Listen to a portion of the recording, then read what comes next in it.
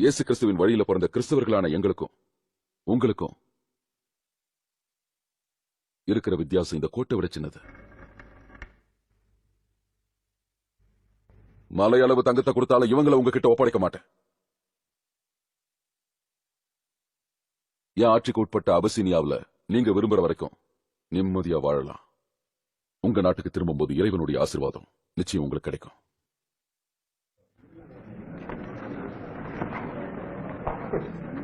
இது சகிச்சுக்க முடியாது. அந்த முகமதால நம்ம அயல்நாட்டு உறவுகள் பாதிக்கப்படுது. இது இப்படியே போனா நிலைமை இன்னும் மோசமா போயிடும். அந்த அபு தாலிப கைகளை கட்டிங்க கூட்டிட்டு வாங்க. உடனடியா பெரியப்பாவையும் அவன் மகனையும் நாடு கடத்தி ஆகணும். ஆமா, சரியா சொன்னீங்க. சரியான முடிவு. ஒரேடியா அவங்கள நாம தள்ளி வைக்கணும். நம்ம கண்டிய பாடாத இடத்துக்கு விரட்டி விடுங்க. எந்த வியாபாரியும் அவங்க கூட வியாபாரம் பண்ணக்கூடாது. அவங்களுக்கு இங்க எந்த நிலமும் சொந்தம் இல்ல. அவங்களுக்கு யாரும் அடைக்கலம் கொடுக்க கூடாது. அவங்களுக்கு உணவும் கொடுக்க கூடாது. அவங்க வீட்டு ஆண்களுக்கு பொண்ணையும் கொடுக்க கூடாது. முகமது நம்ம கிட்ட அடிபணிற வரைக்கும் இதுதான் அவனுக்கு நிலைமை.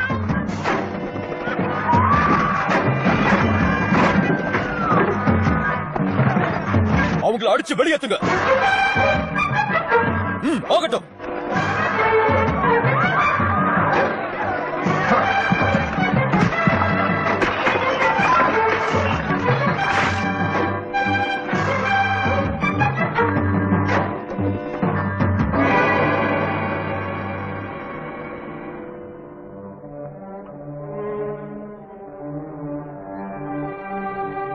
இறை தூதரின் வாழ்க்கையில் இதுவே ஒரு மோசமான காலகட்டம்.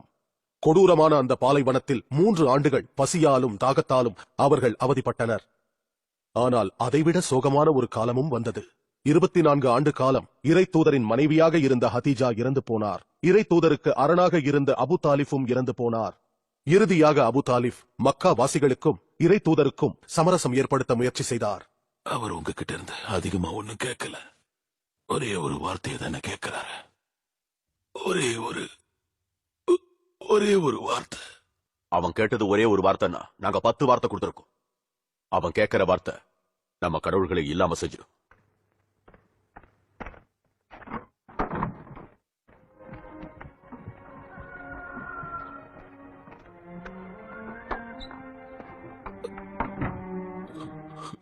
நீங்க எல்லாரும் அவர் சொல்றத கேட்க கூட பயப்படுறீங்க.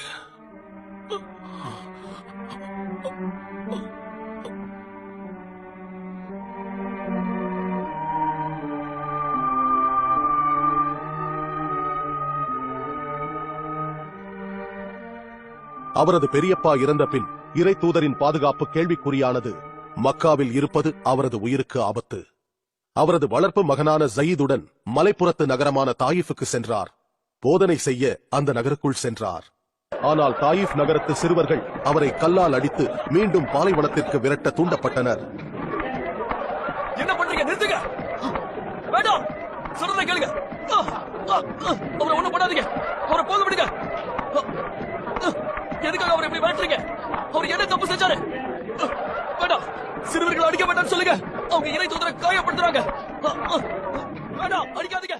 தனது வாழ்க்கையின் மிகவும் மோசமான நாள் அதுதான் என்று இறை தூதர் குறிப்பிட்டார். இறை தூதரின் ஒவ்வொரு முயற்சியும் பயனற்று போய்க் கொண்டிருந்த அந்த வேளையில் அவரது நிலை திடீரென்று மாறியது. செல்வம் நிறைந்த அதே நேரம் சீரழிந்து கொண்டிருந்த மதீனாவின் சில செல்வந்தர்கள் இரவு வேளையில் அகபா மலைக்குன்றின் அருகில் அவரை சந்தித்தனர். அவர்களுக்குள் ஏற்பட்ட பிளவுகளை சரி செய்து வைக்கவும் உள்நாட்டு போர்களையும் குழப்பங்களையும் தீர்த்து வைக்கவும் அவரை மதீனாவிற்கு வரும்படி கேட்டுக் கொண்டனர். இறை தூதரும் ஒப்புக்கொண்டார். அதற்கு பிரதிபலனாக ஓரிரை கொள்கையை ஏற்றுக்கொள்வதாக அவர்கள் உறுதிமொழி அளித்தனர். நில்லுங்க. இந்த உறுதிமொழியை எடுத்துக்கிட்டோம்னா நம்ம அரேபியாவில இருந்து மொத்தமா விலக்கப்பட்டுருவோம். பொறுமையா இருங்க. இதனால பல மாற்றங்கள் நிகழும். நம்ம சகோதரர்கள் எதிரிகள் ஆவாங்க. நம்ம கடவுள் சிலைகள் விறகுகளாகும். இந்த உறுதிமொழிக்கு அதுதான் அர்த்தம். இந்த உறுதிமொழி எடுத்தா நாம அதை மீற முடியாது. யூதர்களுக்கு இறை தூதரை பத்தி முன்னறிவிப்பு செய்யப்பட்டிருந்த மாதிரி இந்த முகமது தான் இறைவனின் தூதர். யாருக்காவது இந்த உறுதிமொழியில நம்பிக்கை இல்லனா இங்க இருந்து போயிடலாம். இதுல நம்பிக்கை இருக்கிறவங்க நான் என்ன செய்யறனோ அதை செய்யுங்க. நான் உறுதிமொழி எடுக்கிறேன். இறைவன் ஒருவனே. முகமது அவர்கள் இறைவனின் தூதராவார். அவரு நமக்குள்ள அடக்கம், நாம அவருக்குள்ள அடக்கமானவங்க. அவரோட வழியை பின்தொடர்றவங்க. நம்ம சகோதரர்களை மதீனாவுக்கு அவர் தாராளமா கூட்டிட்டு வரட்டும்.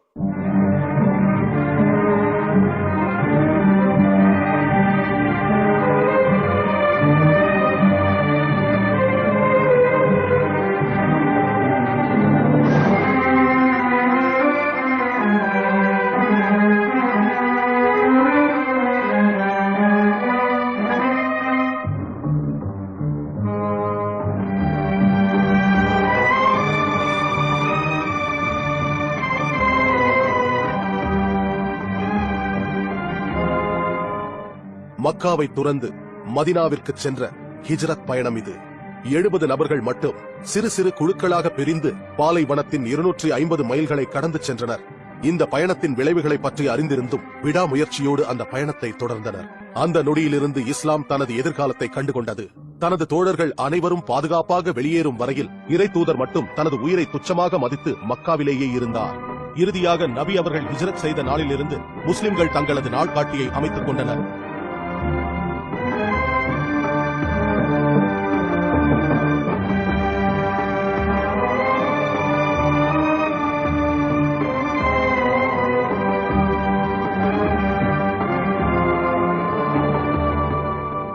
முகமதோட வளர்ச்சி அபாரமா இருக்கு. ஒரு நகரமே அவனுக்கு சொந்தமாயிடுச்சு. பல உடன்படிக்கைகள் அவன் செஞ்சுக்கிட்டு இருக்கான். ஆனா சலூல், நேத்து ராத்திரி நீ படுக்கையில இருந்த போது இந்த மதீனா நகரமே உன் கையை விட்டு போயிடுச்சு. அத பத்தி நீயும் தான் கவலைப்படணும் அபு சுஃபியான். ஒவ்வொரு தடவையும் வாசன திரவியங்களை வியாபாரம் செய்யறதுக்காக நீ மதினால இருக்கிற அவனை கடந்துதான் போயாகணும். அவன் எந்த நேரத்திலயும் உன் கழுத்துல கத்திய வைப்பாங்கிறது உனக்கு ஞாபகத்துல இருக்கட்டும். இப்ப என்ன பண்ண போறதா இருக்கு? நல்ல சந்தர்ப்பத்துக்காக காத்துட்டு இருக்கேன். எத்தனை நாள் காத்திருப்ப? அரேபியால இருந்து அவங்கள விரட்டுற வரைக்கும். உங்க வியாபாரத்தை நீங்க தானே காப்பாத்திக்கணும். அது வரைக்கும் என்ன செய்ய போற? அவனுடைய அழைப்பை ஏத்துக்கிறத நான் முடிவு பண்ணிட்டேன். என்னுடைய பிறப்புரிமையை நான் விட்டா கொடுக்க முடியும்? என்னால் அது முடியாது. மதினா மாற வேண்டியது காலத்தின் கட்டாயம். அது நயவஞ்சகம். அது ஆரோக்கியமான ஒரு நயவஞ்சகம். மகாராஜா சலூல் தினமும் 5 முறை தொழுது முகத்தை தரையில தொடச்சுக்கிறத நினைச்சா என்னால நம்ப முடியல. அதுக்கு இப்ப அவசியமே இல்ல. இந்த முடிவை நம்ம முன்னாடியே எடுத்திருக்கணும். முகமதை கொன்னுடலாம். இங்க வா, வந்து பாரு. பயிற்சி தான் ஒரு மனுஷனை முழுமையாக்குன்றத வந்து பாரு.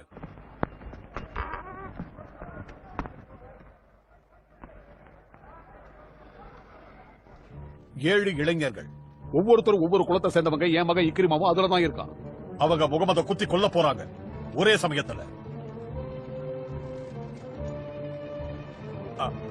இப்படி எல்லாருமே ஒன்னா சேர்ந்து அவனை கொன்னாங்கன்னா அவனை கொன்ன பழிப்பாவும் யார் மேல போய் சேரும்? எப்படி என்னோட யோசனை? எனக்கு என்னமோ இது சரிப்பட்டு வரும்னு தோணல. முகமதோட உடலை வேணா நம்மால் அழிக்க முடியும்.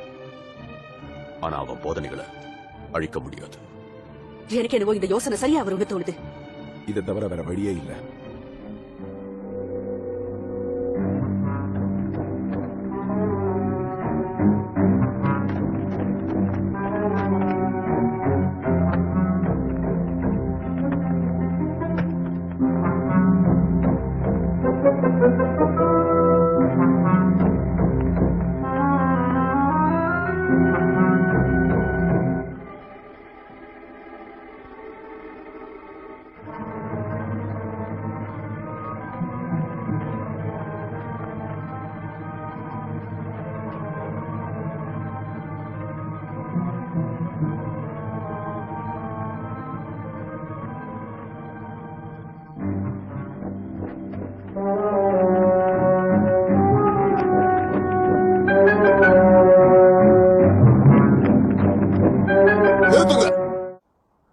என்னது?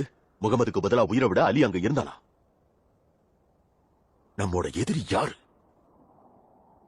அவனால ரொம்ப தூரம் போயிருக்க முடியாது. எல்லா வழியையும் கண்காணிங்க. அவன் பாலைவனத்துக்கு தான் போயாகணும். முகமது உயிரோட ஓயில பணம் அவன் கொண்டு வரவங்களுக்கு 300 ஒட்டகங்கள் தரப்படும். எல்லாருக்கும் இந்த செய்தியை சொல்லுங்க. 3 பேரையும் நல்லா தேடுங்க. முகமது, அபுபக்கர், அவருடைய வழிகாட்டி உரைக்கி லைசி.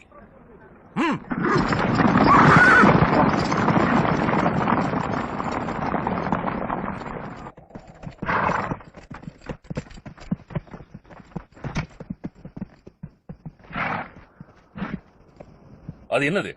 இது பாலைவன ஒட்டகத்தோடது இல்ல. பேரிச்சம்பழம் சாப்பிட்டிருக்கு. நகரத்துல இருந்து தான் வந்திருக்கணும்.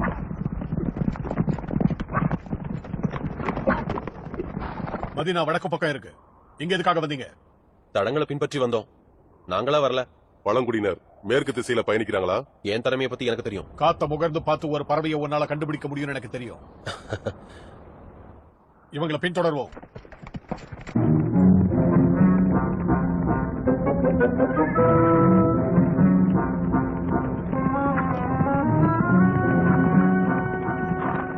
அதோ தெரியுது, அந்த குகையில அவர் இருக்கிறதுக்கு வாய்ப்பு இருக்கு. முகமது, வெளியே வந்துரு. மக்காவுக்கு ஒண்ணு உயிரோட கொண்டு போறோம்.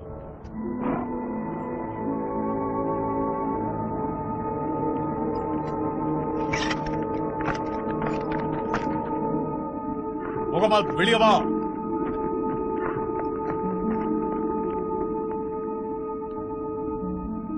சிலந்தி வள அறுபடல, அவங்க இதுக்குள்ள இருக்க முடியாது. இங்க புறாக்கள் கூடு கட்டிருக்கு, ஆட்கள் இருக்க வாய்ப்பே இல்ல.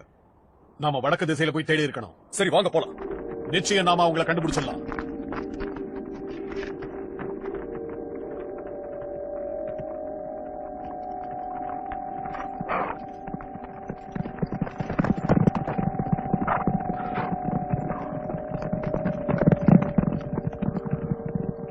இறை தூதருக்கும் அவரது மரணத்துக்கும் இடையே ஒரு மெல்லிய சிலந்தி வலை மட்டுமே அப்போது இருந்தது. ஆனால் அவர் கொல்லப்பட வேண்டிய ஒரு மனிதர் அல்ல. பாலைவனத்தில் மனிதர்களின் கால் தடம் பதியாத பல வழிகளில் பயணித்து சுட்டெரிக்கும் வெயிலையும் பொருட்படுத்தாமல் இறை தூதரையும் அபுபக்கரையும் எதிரிகள் கண்ணில் படாமல் வேறு வழியில் கொண்டு சென்றான் அந்த வழிகாட்டி. மதினாவில் இறை தூதரின் தோழர்கள் அவரை வரவேற்க தயாராக இருந்தார்கள். பாலைவன பயணம் அவரது உயிரை பறித்திருக்குமோ என்று அஞ்சினார்கள்.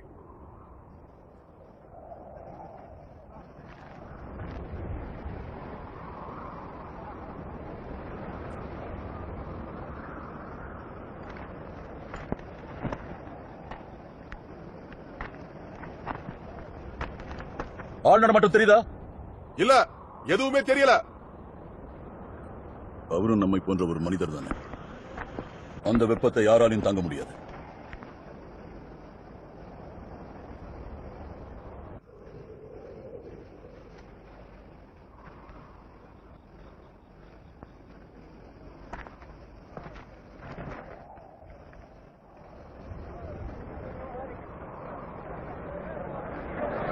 அதோ வராங்க. அதோ வர்றாங்க, வந்துட்டாங்க. அவங்க வந்துட்டாங்க.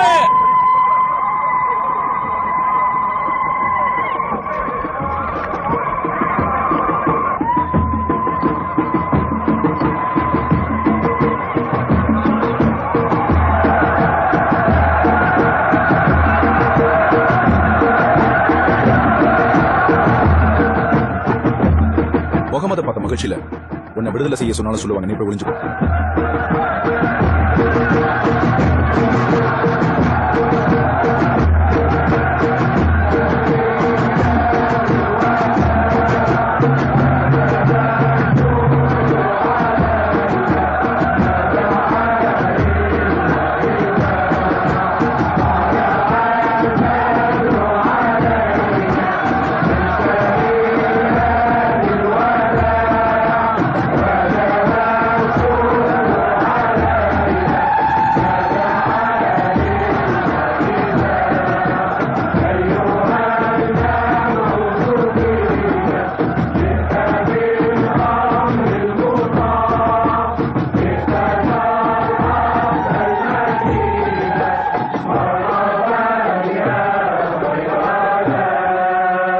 வருக, தங்கள் வருகையால் மதினா புனிதமடைந்தது. இறை தூதரான உங்களுக்கே இந்த நகரம் சொந்தம்.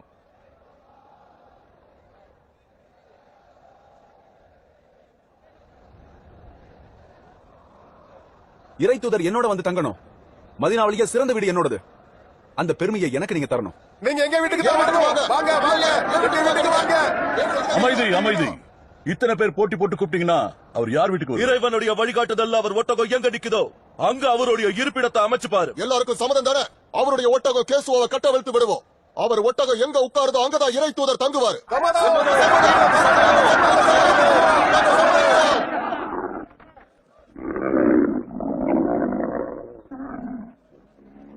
ரொம்ப புத்திசாலி. இடத்த ஒட்டகம் தேர்ந்தெடுத்தா யாருக்கும் பிரச்சனை இல்ல.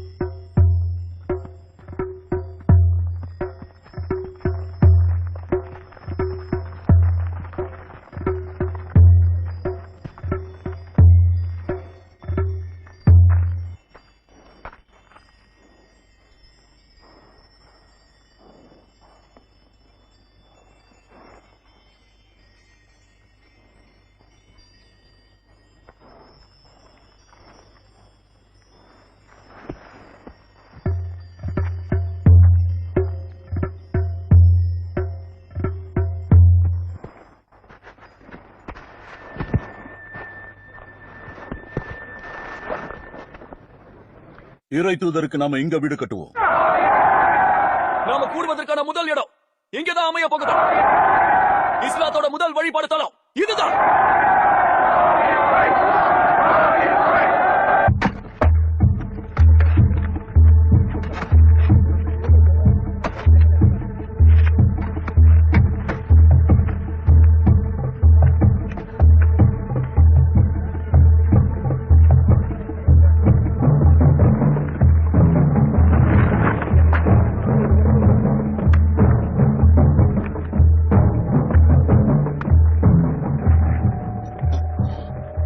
இறைவனோட தூதரான நீங்க கல் சுமக்கிறது தப்பு. அதை இப்படி பண்ணுங்க. சொன்ன கேளுங்க. நீங்க ரொம்ப களைச்சு போயிருக்கீங்க. தயவு செஞ்சு கொஞ்சம் ஓய்விடுங்க. நாங்க எல்லாத்தையும் பாத்துக்கிறோம்.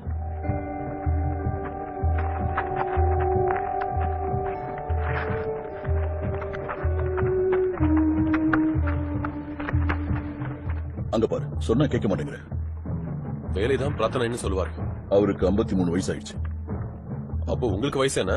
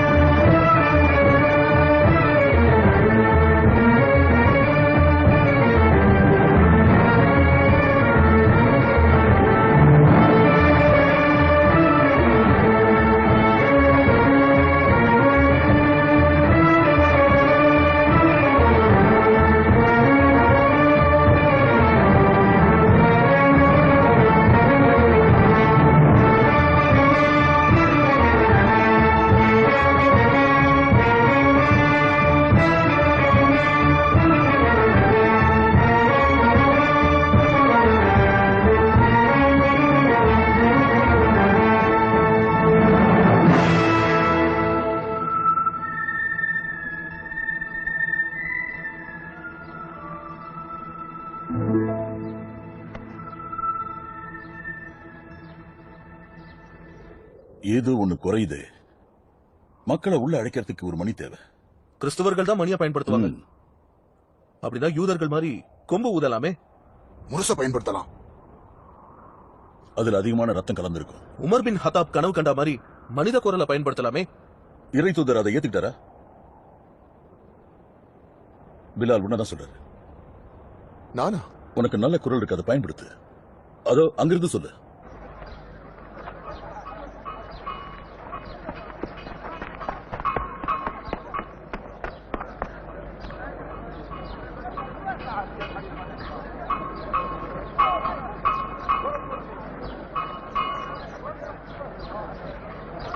الله أكبر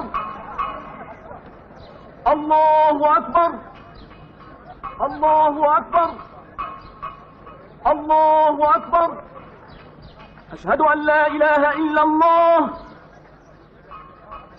أشهد أن لا إله إلا الله أشهد أن محمدا رسول الله أشهد أن محمدا رسول الله حي على الصلاة حي على الصلاة حي على الفلاح حي على الفلاح الله أكبر الله أكبر لا إله إلا الله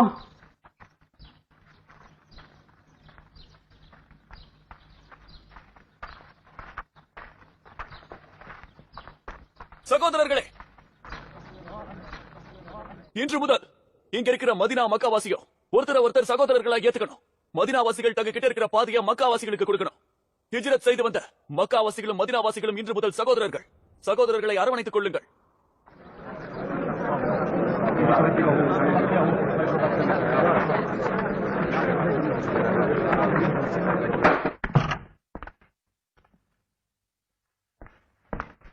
அடிமைகளை கட்டிப்பிடிச்சு முத்தம் கொடுக்கிறது அருவருப்பா இருக்கு.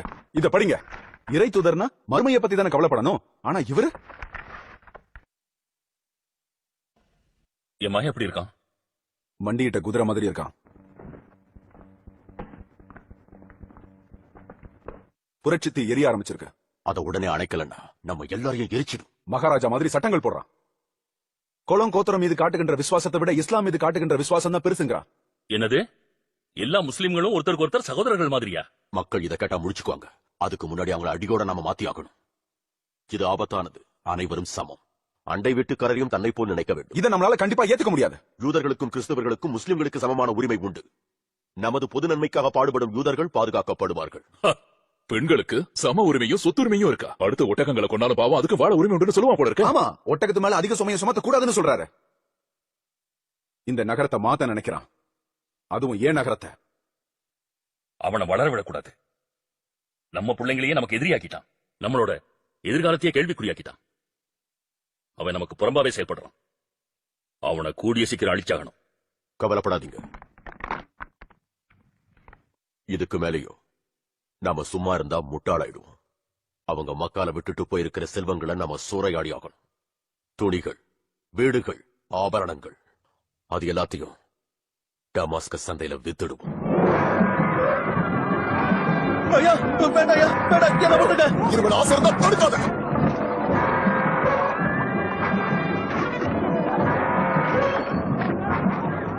வேண்டாம் வேண்டாம், எங்க செல்வங்களை கொடுத்துருங்க. ஏன் இப்படி அக்கிரமம் பண்றீங்க?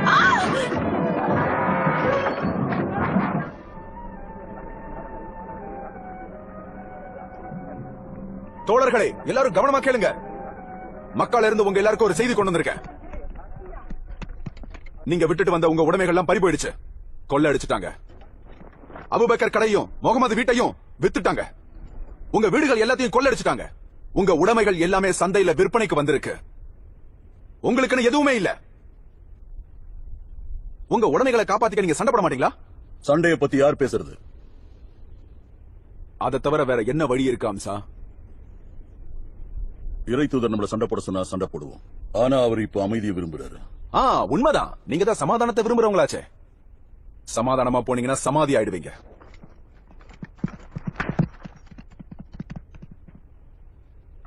போய் வேலையை பாருங்க.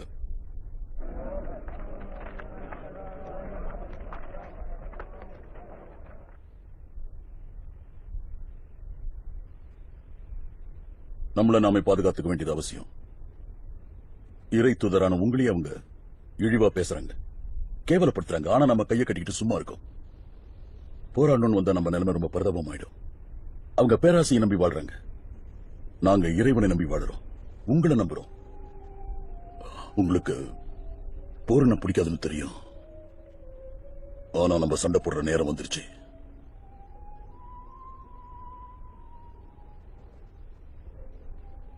நம்ம செல்வங்களை கொள்ளையடிச்சிட்டாங்க. அதையெல்லாம் நம்ம கண்ணு முன்னாடியே டமாஸ்கஸ் சந்தைக்கு எடுத்துட்டு போறாங்க. அதையெல்லாம் பார்த்துக்கிட்டு எதுவும் செய்ய முடியாம கையை கட்டிட்டு நிக்கிறோம்.